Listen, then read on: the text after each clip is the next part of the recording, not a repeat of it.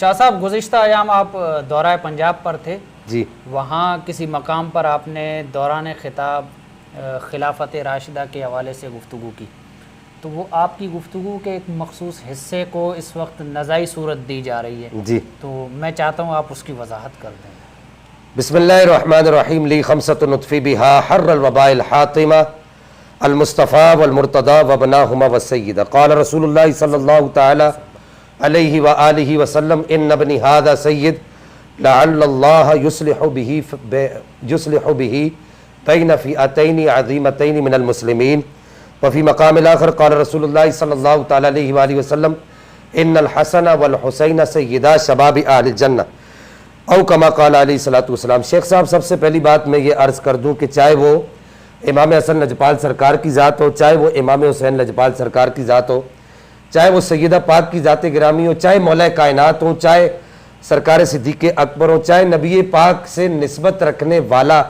کوئی بھی صحابی ہو، حضرت صدیق اکبر سے لے کے نبی پاک علیہ الصلوۃ والسلام کے صحابی حضرت سیدنا امیر معاویہ رضی اللہ تعالیٰ عنہ وارضہ عنہ تک کوئی بھی صحابی ہو، ہم نبی پاک علیہ الصلوۃ والسلام کی نسبتوں کا احترام کرنے والے ہیں۔ آپ صلی اللہ تعالیٰ علیہ وبارک وسلم کی کسی بھی نسبت کو اور آپ علیہ الصلوۃ والسلام کے کسی بھی صحابی یا آل بیت اطہار میں سے کسی بھی فرد کو اور اس کی عزت کو، اس کے مقام کو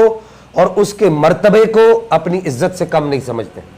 ہم اپنی عزتوں کو، اپنے مقام کو، اپنے مرتبے کو ان کی عزتوں پر قربان کرنے کے لیے ہما وقت تیار ہے۔ اب وہ جس مسئلے کو محل نزاع بنایا جا رہا ہے میں اس کی طرف آتا ہوں۔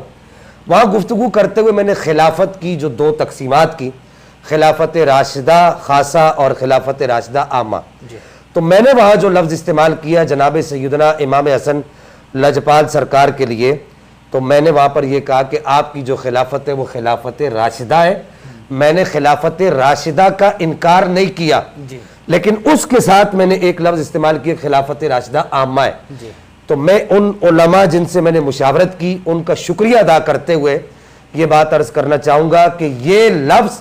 بقول ان علماء کے، ان کی مشاورت کے، یہ جو عامہ کا جو لفظ ہے یہ امام حسن لجپال سرکار کی ذات گرامی کے شایان شان نہیں ہے۔ میں اس لفظ کو واپس بھی لیتا ہوں اور اس سے رجوع بھی کرتا ہوں، بلا خوف، بلا تقیید، بلا مشروط، کوئی شرط نہیں،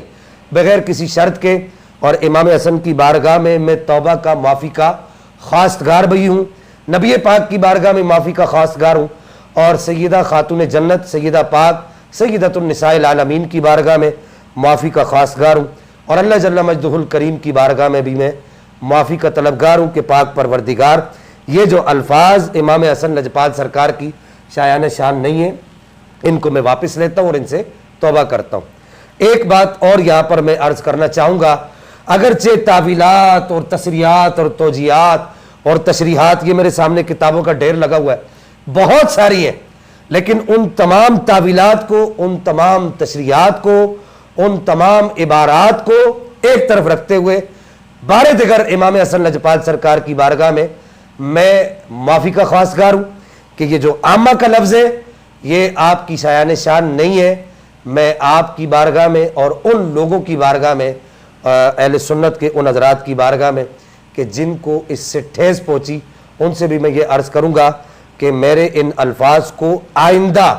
کوئی دلیل کے طور پر پیش نہ کیے جائے۔ پاک پروردگار ان پاک بارگاہوں کا ہمیں ادب کرنے کی توفیق عطا فرمائے۔